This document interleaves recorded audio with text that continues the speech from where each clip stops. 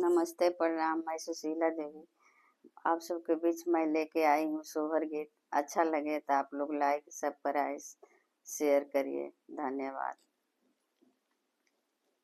सोने के खरौआ राजा रामचंद्रयामा के महल में गईले हो। हे आमा मोरो धन दर देर बेया कुली तोहरा के चाहेली हो। सोने के खरौआ राजा रामचंद्रयामा के महल में गईले हो। हे आमा मोरो धन दर देबे कुली तोहरा के चाहेली हो। बोले लाए बबुआ बोले ला बोलाई नाही जाने हो। हे बबुआ काहे कैली बहुआरे झगरावा तयाजू काहे चाहेली हो।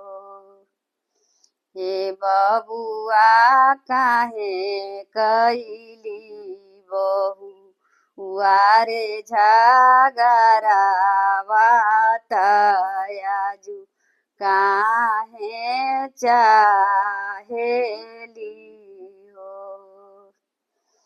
सोने के खरौआ राजा रामचंद्र भाभी के महल में गईले हो। हे भाभी मोरो धन दर देर बेया कुली तोहरा के चाहेली हो। हे भाभी मोरो धन दर देर बेया कुली तोहरा के चाहेली हो।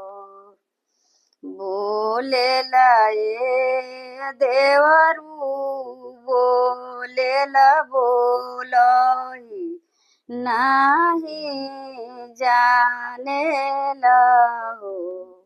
हे देवरू काहे कैली गोती नी झगरावा तयाजू काहे चाहेली हो।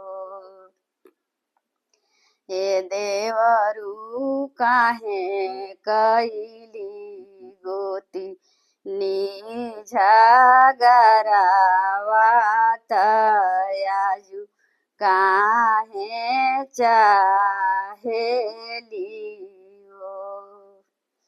सोने के खरौआ राजा रामचंद्र दीदी के महल में गईले हो।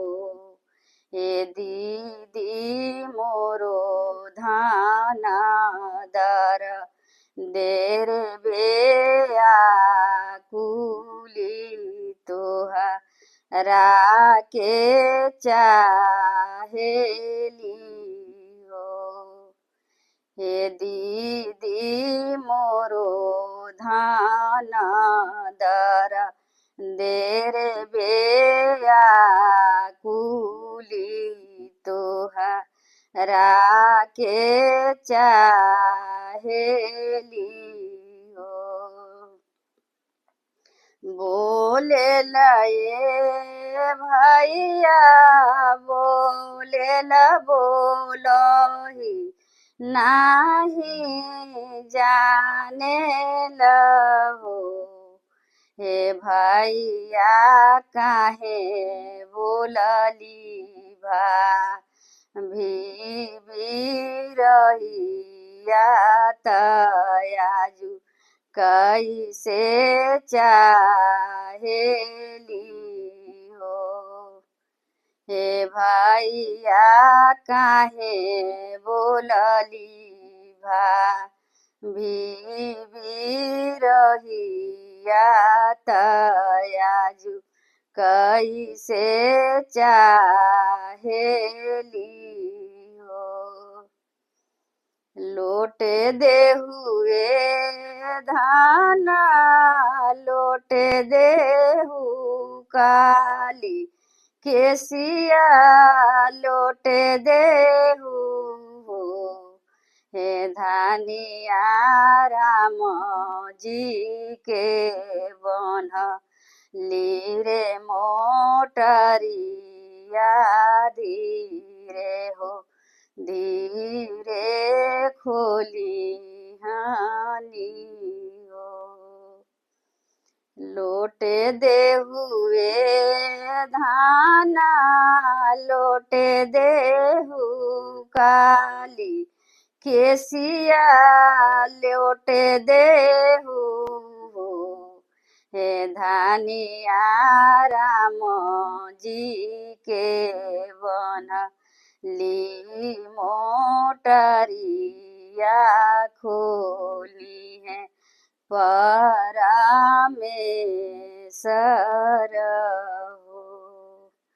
हे धानिया राम जी के बन ली मोटरिया खोली है परमेश्वर